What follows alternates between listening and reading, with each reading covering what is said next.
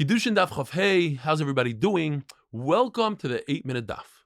We're discussing Eved Knani, a non-Jewish slave. He goes out lecheros, he goes free if the master damages or removes the tip of one of his 24 Yevarim. The Torah says the eye and the tooth, and we learned even the 10 fingers, the 10 toes, 2 ears, nose, and the bris. What if a slave has 6 digits, 6 fingers, and the master removes one? The Gemara tells us he goes out lecheros provided that it's in line with the other fingers. But if, let's say, it comes out of his palm of his hand and he removes it, that's not enough to go out lecheros. When it comes to tzaras, if a person sees an affliction on his skin, he goes to the kohen and the kohen looks at it. If the kohen sees something called a michya, that's live skin in there, then he'll say it's tameh.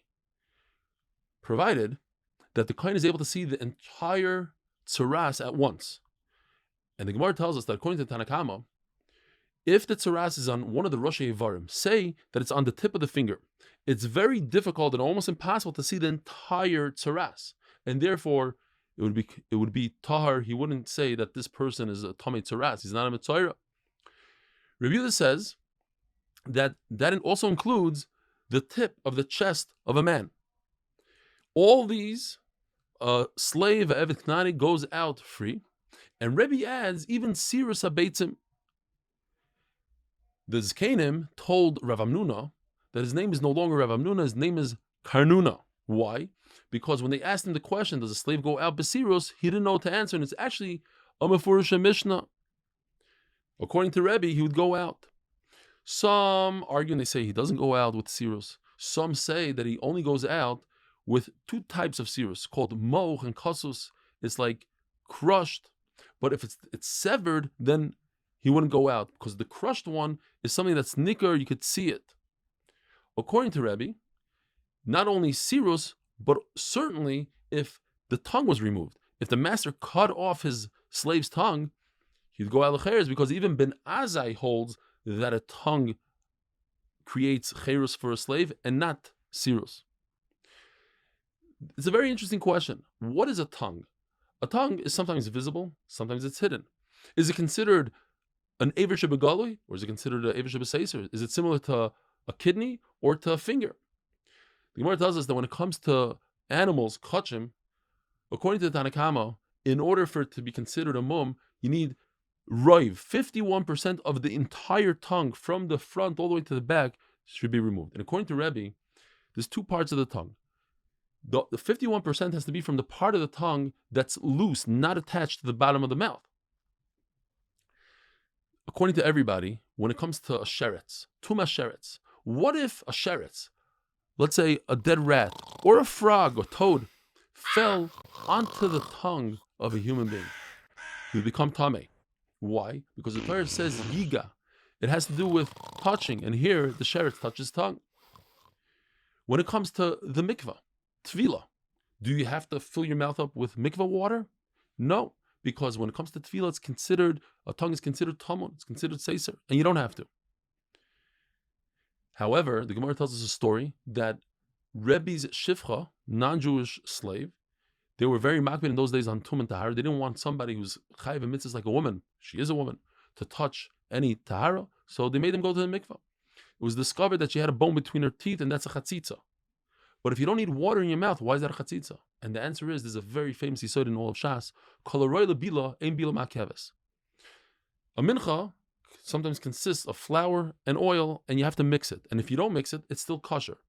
But if it's not mixable, it's so much flour, it's 60 yisarin, let's say 300 pounds worth of flour, then if you don't mix it, then it's puzzle, because it's not mixable.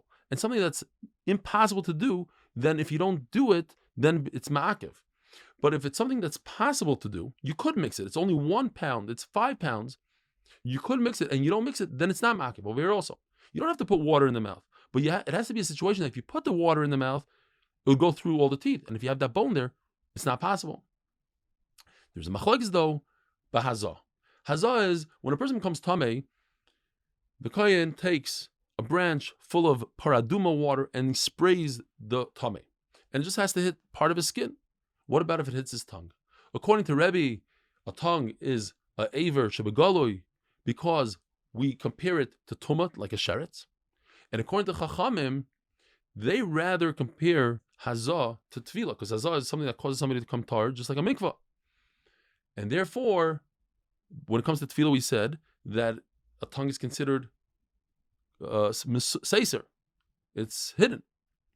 So therefore, when it comes to hazah, it's also hidden. And now we have a brand new Mishnah.